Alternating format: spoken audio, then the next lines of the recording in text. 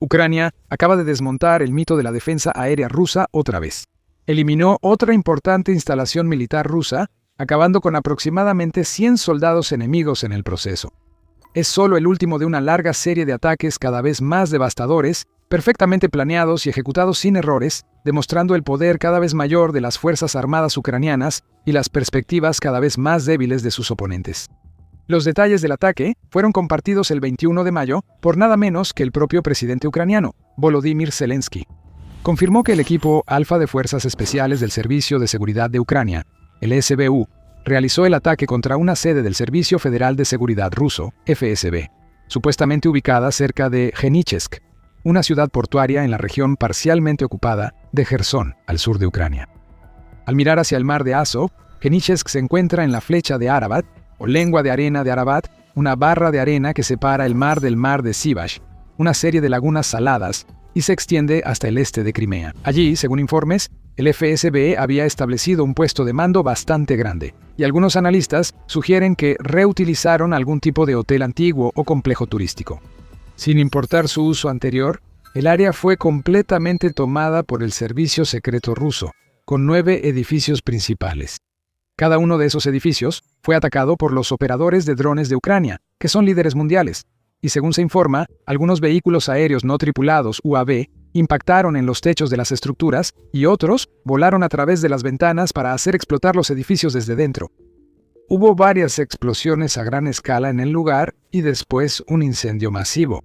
Esto fue respaldado por un video compartido en línea por el SBU, que mostró claramente el gran impacto de los drones al chocar con el complejo, causando explosiones de fuego, metralla y humo. El servicio de monitoreo satelital FIRMS de la NASA detectó altas firmas térmicas en los sitios del ataque el 17 de mayo, fecha en que supuestamente ocurrió. El informe de Zelensky dio más detalles sobre el ataque. Hay buenos resultados de los soldados del Centro de Operaciones Especiales A del SBU.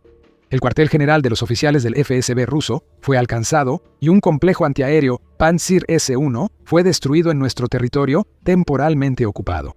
Gracias a esta operación, los rusos perdieron casi 100 ocupantes entre muertos y heridos. Los rusos deben entender que deben terminar esta guerra. Las sanciones ucranianas de mediano y largo alcance seguirán funcionando. Analicemos los hechos. Zelensky mencionó un Pantsir S-1, uno de los mejores sistemas de defensa aérea de Rusia. El S-1 de la familia Pantsir es un sistema autopropulsado de misiles, tierra-aire y artillería antiaérea de corto a mediano alcance, diseñado para proteger unidades militares, infraestructura y otras defensas aéreas. Usa cañones automáticos de 30 milímetros y misiles guiados por radar, empleando radar de adquisición de blancos y sistemas electro-ópticos para seguir hasta 40 objetivos a la vez.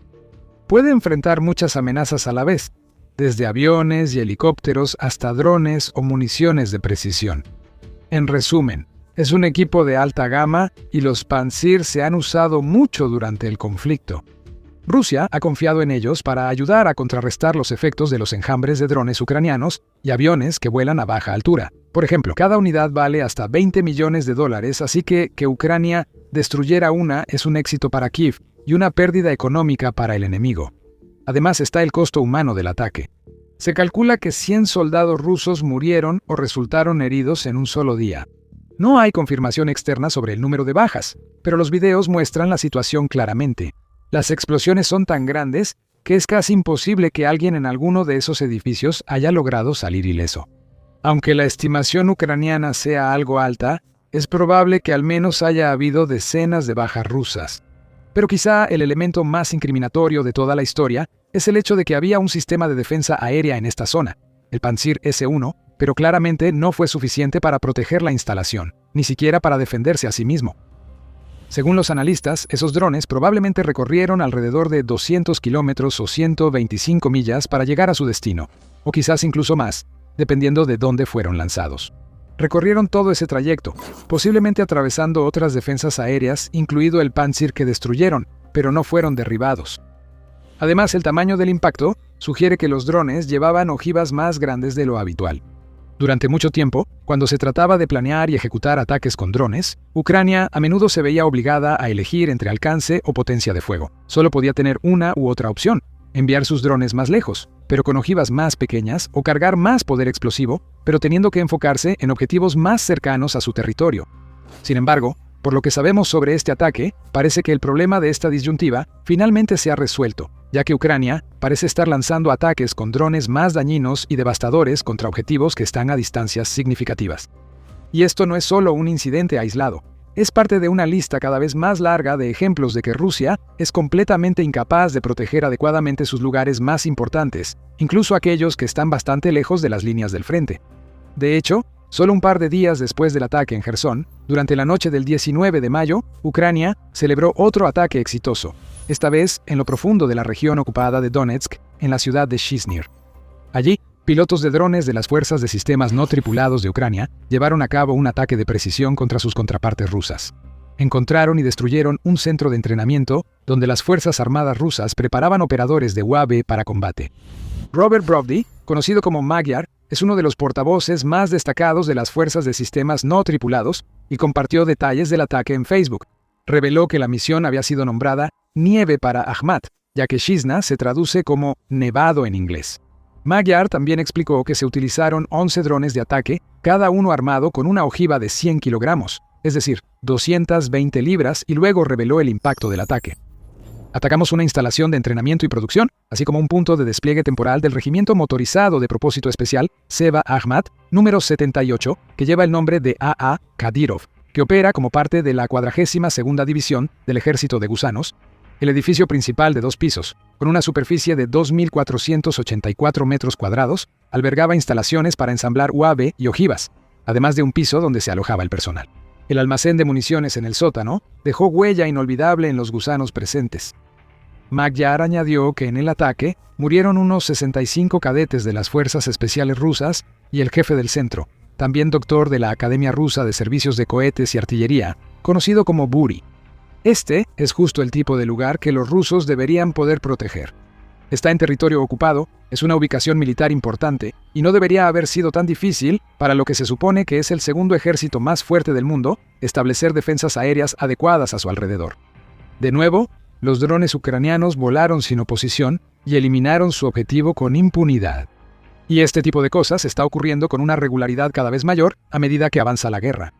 A finales de abril, operadores de drones del Regimiento Independiente 413 de las Fuerzas de Sistemas No Tripulados atacaron con éxito el Centro Baz Sarmat de Rusia, destacado sitio de desarrollo de drones en la ocupada región de Zaporilla. El informe militar indica que el ataque se dirigió a un punto de despliegue temporal y a varios talleres donde las fuerzas rusas fabricaban y equipaban drones, sistemas robóticos terrestres y equipos de guerra electrónica. A principios de abril, hubo un ataque aún mayor, en el que numerosos objetivos fueron borrados de la faz de la Tierra por los letales pilotos de drones de Ucrania. En la noche del 15 de abril, fuerzas de sistemas no tripulados destruyeron 3 sistemas de misiles de defensa aérea, 2 bases Iskander, una base Rubicon, 2 depósitos de petróleo, un depósito de municiones en Crimea y varias instalaciones militares en Donetsk, para un gran total de 16 objetivos. Magyar volvió a mostrar su orgullo al compartir en línea cómo los pilotos del 9º Batallón Kirov de la Brigada Separada Pájaros de Magyar, número 414, realizaron el ataque casi milagroso. Está llegando a un punto en el que apenas pasa una semana sin que surjan titulares y reportes de noticias sobre otro ataque como este. Los drones de Ucrania eliminan repetidamente objetivos rusos de alto valor, como sistemas de defensa aérea o la infraestructura que deben proteger. Si te interesa este tipo de información, suscríbete a The Military Show antes de analizar los impactos a largo plazo de estos ataques. Lo desglosamos de esta manera cada semana. Entre más frecuentes sean estos ataques, peor le irá a Rusia. Algunos de los blogueros militares nacionalistas más radicales ya expresan frustración e incluso se vuelven contra el Kremlin, cuestionando cómo y por qué se permiten estos ataques. Y no es difícil entender su enojo. Rusia se considera una de las principales potencias militares del mundo. Se supone que está luchando contra un oponente mucho más pequeño y débil. Se suponía que ya había ganado esta guerra hace años. Sin embargo, aquí estamos, después de más de 4 años de combates, y en lugar de estar al borde de la victoria, Rusia nunca se ha visto más débil, mientras que Ucrania se ha fortalecido cada vez más. Y ataques como este realmente sirven para resaltar las diferencias dramáticas en las estrategias, tácticas y habilidades generales de ambos bandos para adaptarse a los desafíos que enfrentan y a las condiciones cambiantes de la guerra en general. Por un lado está Rusia, que desde el primer día ha operado esencialmente bajo la creencia inquebrantable de que la fuerza bruta es todo lo que se necesita para ganar esta guerra. Si bien sus tácticas pueden haber cambiado ligeramente con el tiempo, pasando de un enfoque inicial en blindados y asaltos mecanizados a estar más orientadas hacia drones y bombas planeadoras, la estrategia general siempre ha parecido reducirse a un solo principio simple. Si Rusia envía suficientes tropas y municiones a Ucrania, ganará. Las defensas del país no resistirán siempre y eventualmente caerán. Aunque eso cueste 1 millón de vidas y miles de millones de dólares en material militar, la victoria del Kremlin sería inevitable. El problema es que, aunque una victoria rusa pudo haber parecido inevitable en las primeras etapas de la guerra, no se ha sentido así desde hace varios años. Las ganancias territoriales del país han caído, las bajas se han disparado y el avance hacia sus objetivos se ha estancado e incluso retrocedido en algunas zonas. Esto no significa que Rusia esté a punto de perder la guerra, ni que haya dejado de dañar a Ucrania. La maquinaria de guerra del Kremlin sigue realizando ataques de largo alcance casi a diario contra pueblos y ciudades ucranianas, dependiendo en gran medida de misiles y drones para hacerlo. Sigue matando civiles y destruyendo infraestructura a gran escala, pero Ucrania continúa resistiendo, porque aunque el enfoque de Rusia causa mucha violencia y brutalidad, también es una estrategia que carece de una dirección o intención clara. El Kremlin simplemente parece pensar que todo lo que tiene que hacer es seguir presionando, seguir enviando las oleadas, los misiles y las bombas planeadoras, y eventualmente Ucrania se doblegará y quebrará. Está manteniendo la presión, pero en general solo está haciendo lo mismo una y otra vez, esperando de alguna manera obtener resultados diferentes. Mientras tanto, del otro lado de este conflicto tenemos a Ucrania, que ha adoptado un enfoque drásticamente diferente hacia la guerra, enfocándose en la innovación, la adaptación y en aprovechar al máximo cada recurso a su disposición. Es difícil ver la lógica en los ataques de drones y misiles de Rusia, pero es mucho más fácil verla en el caso de Ucrania, y el ataque a la base del FSB combinado con otros ataques recientes a centros de entrenamiento de drones, defensas aéreas y otras instalaciones militares demuestra el plan del país de manera bastante concluyente. Es un plan de 2 fases. La primera fase consiste en destruir de forma sistemática la mayor cantidad posible de defensas aéreas rusas. S-300, S-400, Pantsir, Buk, Tor, todos estos sistemas y otros están siendo rastreados y eliminados por los equipos de drones ucranianos, cayendo como fichas de dominó cada semana que pasa. Algunos cuestan decenas de millones de dólares, otros cientos de millones. Algunos incluso se acercan a la marca de los 1.000 millones de dólares. Cada vez que uno de estos sistemas es destruido, Rusia sufre una pérdida financiera grave y no tiene un suministro interminable de estos sistemas para simplemente reemplazar los que son destruidos. Fabricar más requiere tiempo, dinero y materiales, dejando a Rusia con brechas defensivas. Aquí inicia la segunda fase. Una vez que las defensas han sido neutralizadas, Ucrania tiene la libertad de desplegar sus armas más pesadas, como drones más grandes que pueden moverse un poco más lento, pero tienen cargas útiles significativamente mayores contra la infraestructura rusa. Por eso seguimos viendo que refinerías, nodos logísticos, puestos de mando, cuarteles generales y otros objetivos valiosos son incendiados por municiones ucranianas cada semana. No es por casualidad ni por suerte, es a propósito. Ucrania está recopilando constantemente datos sobre su enemigo, averiguando dónde están ubicadas sus defensas y buscando las mejores formas de erradicarlas. Ha mejorado mucho en todo esto conforme avanza la guerra.